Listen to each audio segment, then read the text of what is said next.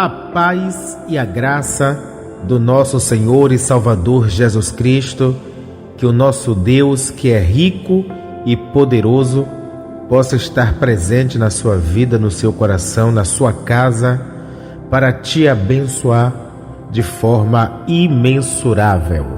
Pastor Erasmo Santos, da Igreja Evangélica Manancial, Ministério da Palavra, juntos contigo nesta hora, para mais um devocional. E eu gostaria também que você estivesse compartilhando as nossas mensagens para edificação das pessoas pelo quais estarão ouvindo. Amém? E nesse devocional vamos começar, fazendo aí uma verificação de alguns devocionais com estudos, e vamos começar uma série de devocionais juntamente com o estudo sobre as obras da carne. E hoje estaremos falando sobre a imoralidade sexual, a profanação do templo do Espírito Santo. Gálatas capítulo 5, verso 19 ao 21.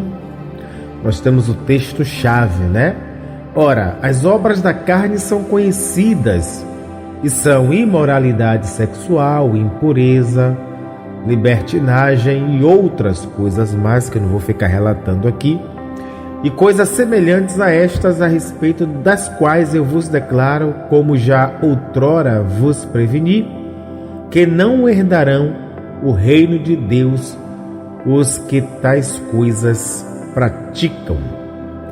Então, queridos, é bom entender que esse lado da imoralidade sexual, ela é uma obra da carne e, portanto, uma obra nociva que faz com que possamos não herdar a vida eterna. E existe algumas palavras gregas originais que são poderosas. Porneia é um termo amplo para toda e qualquer atividade sexual fora do casamento, heterossexual monogâmico, e inclui adultério, fornicação, prostituição, pornografia, homossexualidade e até mesmo também bestialidade. Existe também a palavra acatársia, que significa impureza, imundície, e refere-se à corrupção moral interna, ou seja, aos pensamentos e desejos perversos que alimentam a porneia. E existe também a outra palavra, aselgeia, libertino, sensualidade, licenciosidade, que indica um desprezo aberto e arrogante pelas restrições morais, ou seja, uma falta de vergonha e um prazer no escândalo. Então, em uma cultura que glorifica a liberdade sexual como o ápice da autorrealização, a classificação bíblica da imoralidade sexual como uma obra da carne impede, querido, a entrada no reino de Deus. Soa, na verdade, como radical ofensa. No entanto, a visão bíblica da sexualidade não é repressiva, mas redentiva. Ela não nega o prazer, mas o contextualiza dentro de um propósito sagrado e profundamente significativo. Então, eu quero dizer a você que esse devocional, esse estudo, busca ir além de uma lista de não pode e explorar o porquê teológico, mostrando que a santidade sexual é sobre a integridade do coração, a glória de Deus e também a proteção do seu povo. E eu quero trazer para você 10 pontos essenciais sobre a imoralidade sexual. O primeiro ponto é a base da santidade sexual. Se a gente for fazer uma verificação, é a imagem de Deus e o seu propósito original. Então, a sexualidade não é uma invenção cultural, mas uma dimensão fundamental da criação de Deus. Gênesis capítulo 1, do verso 27 e 28, declara que o homem e a mulher foram criados à imagem de Deus, e a eles foi ordenado que se unissem, ou seja, sede fecundos, e também governassem. Gênesis capítulo 2, verso 24 e 25, estabelece o padrão divino. Por isso deixa o homem pai e mãe e se une à sua mulher, tornando-se os dois uma só carne. E ambos estavam nus, e o homem e a sua mulher, e não se envergonhavam. Então, a uma só carne transcende o físico. É uma união covenantal, integral, corpo, alma e espírito, que reflete a unidade e o amor de Deus. Agora, a imoralidade sexual é, portanto, uma distorção da imagem de Deus em nós e uma ruptura do seu projeto original de união, de confiança e também de vulnerabilidade sem vergonha. O segundo ponto é o corpo como templo, a natureza sacramental da sexualidade. Então, a doutrina do corpo como templo eleva a discussão moral para o nível do sagrado. Se a gente for ler em 1 Coríntios, capítulo 6, do verso 18 ao 20, é um texto pivotal: fugir da imoralidade sexual, da porneia. Qualquer outro pecado que uma pessoa comete é fora do corpo, mas aquele que pratica a imoralidade sexual peca contra o seu próprio corpo. Acaso não sabeis que o vosso corpo é santuário do Espírito Santo, que está em vós, o qual tendes da parte de Deus, e que não sois de vós mesmo, porque fostes comprado por preço? Agora, pois, glorificai a Deus no vosso corpo. Então, o pecado contra o próprio corpo, diferente de outros pecados que usam o corpo como um instrumento, por exemplo, a mão que rouba, a porneia, envolve a própria pessoa integral no ato de pecar. E o santuário do Espírito Santo, o corpo do crente, é o lugar mais sagrado da terra. É a morada do Espírito de Deus. Então, a imoralidade sexual é uma profanação deste santuário. Agora, comprados por preço, nossa redenção por Cristo inclui o nosso corpo. Ele não nos pertencemos para fazermos o que quisermos. Somos escravos de Cristo. Saiba disso. Terceiro ponto, a luta real. A batalha, querido, pela pureza da mente e do coração.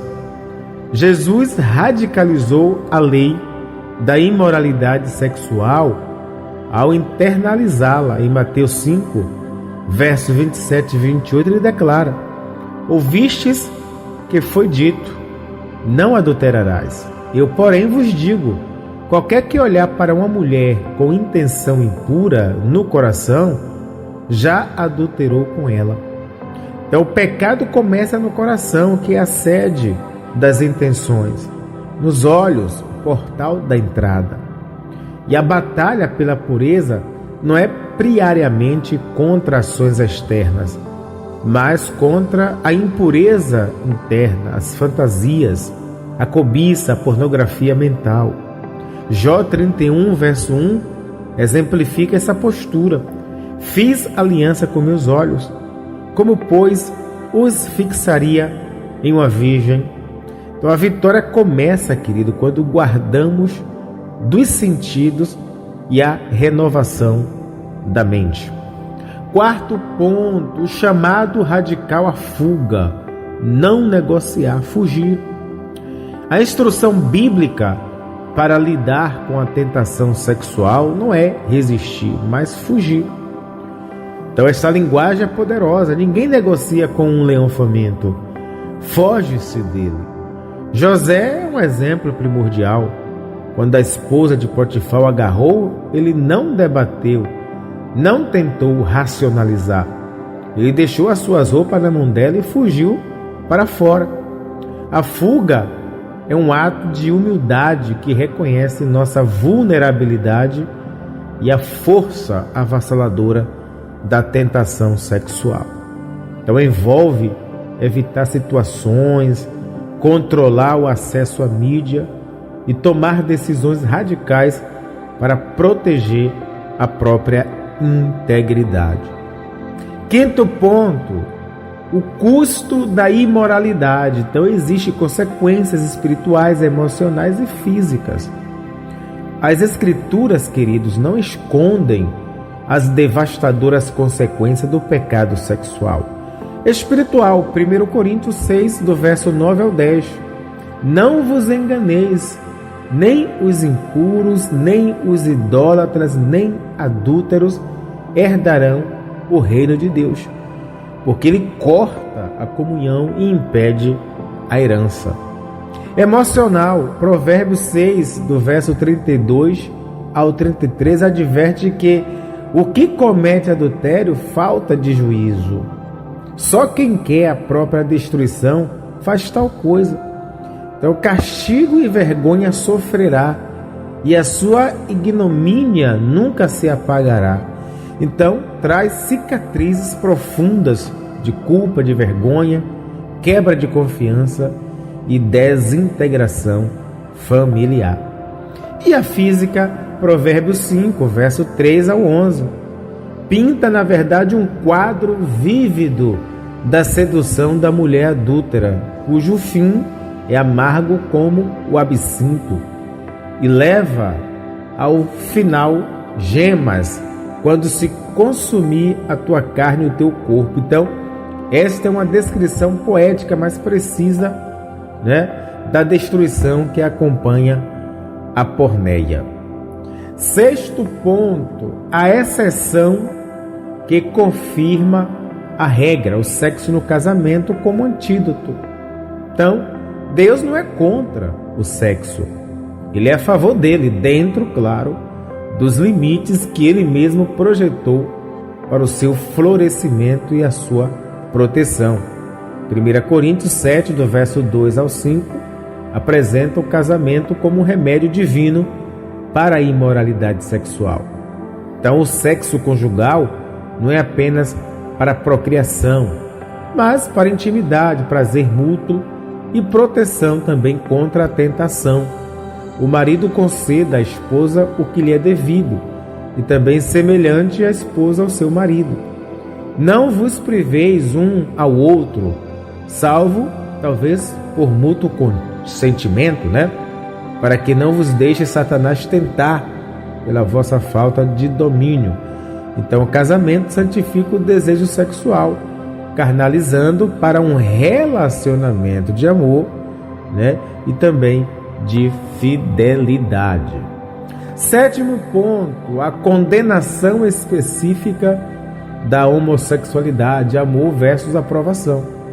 Então, em meio a debates culturais acirrados, a Bíblia mantém uma posição clara e consistente.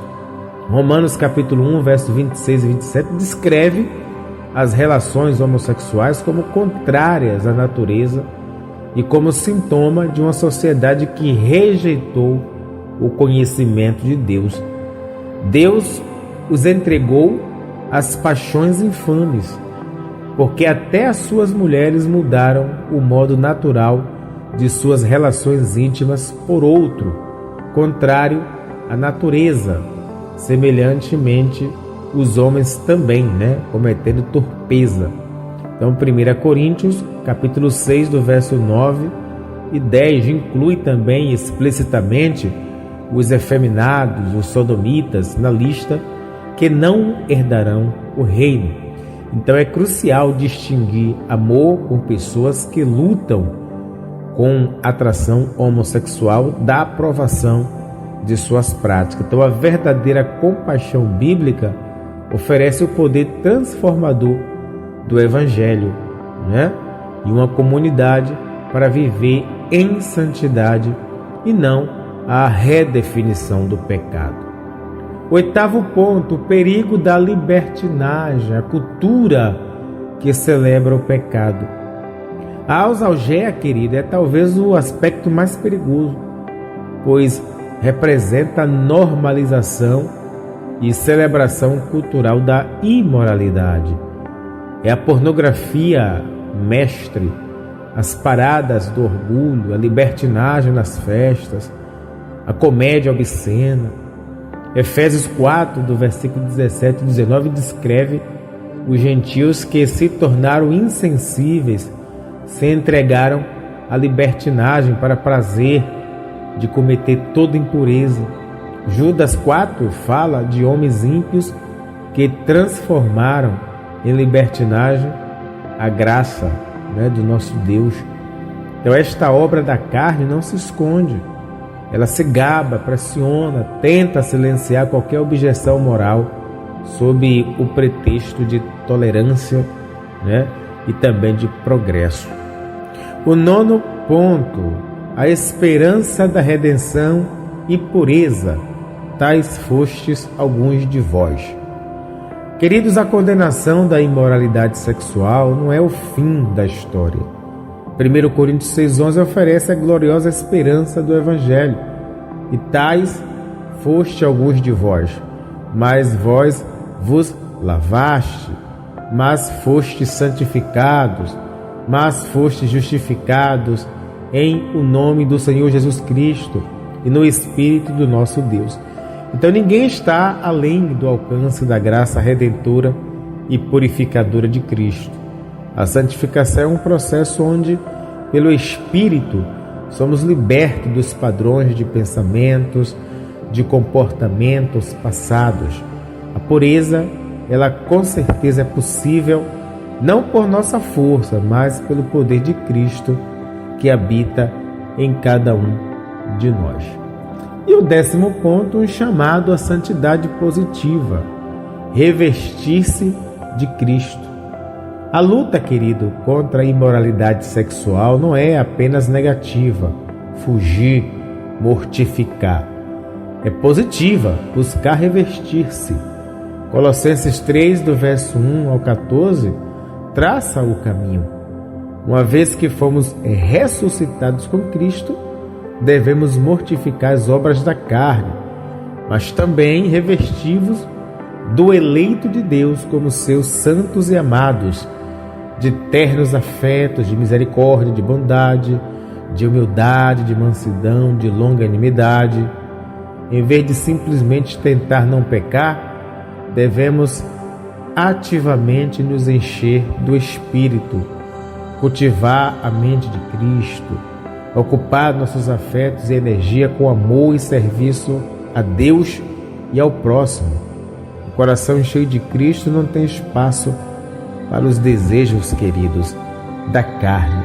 Então, concluindo, a imoralidade sexual é uma obra da carne porque nega o propósito sagrado de Deus para a sexualidade, profana o seu templo e busca satisfação fora dos seus limites de amor e proteção. Então, o chamado do crente é para uma santidade que honra a Deus com o corpo, que reconhece o poder destrutivo do pecado e que se agarra ao poder redentor e purificador de Jesus Cristo. É um chamado para a pureza, que é a liberdade verdadeira para desfrutar dos dons de Deus de maneira que Ele planejou. Agora temos algumas perguntas para reflexão. Como a doutrina do corpo, como templo do Espírito, deve mudar praticamente a maneira como tratamos nossa sexualidade? Na prática, querido, o que significa fugir da imoralidade sexual no contexto da cultura digital moderna, as redes sociais, os streamings? Como podemos, como igreja, oferecer graça e apoio genuínos àqueles que lutam contra a imoralidade sexual, seja fornicação, pornografia, adultério ou até mesmo atração sexual, homossexual, sem comprometer a verdade bíblica? O que significa revestir-se de Cristo como uma estratégia positiva para vencer a batalha da impureza. Então são perguntas que exigem um estudo, exigem reflexões para que possamos estar aplicando em nossa vida e saber se realmente estamos libertos. Amém? E vamos orar. Pai nosso que estais no céu, santificado seja o teu nome. Venha a nós o teu reino. Seja feita a tua vontade, assim na terra como no céu. O pão nosso de cada dia nos dá hoje. Perdoa nossas dívidas, assim como nós perdoamos aos nossos devedores. E não nos deixes cair em tentação, mas livra-nos do mal, porque teu é o reino, o poder, a honra e a glória para todo o sempre. Deus amado, Deus querido, nós somos gratos a Ti pela Tua graça, pelo Teu amor, pela obra redentora, cujo sacrifício de Jesus Cristo foi realizado ali na cruz do Calvário. Abre a nossa mente para que possamos entender a Tua palavra e estarmos cada dia mais libertos das obras da carne, Senhor. Ajuda-nos a vencer, Pai, a imoralidade sexual que tem, na verdade, aumentado de forma espantosa em nossa sociedade.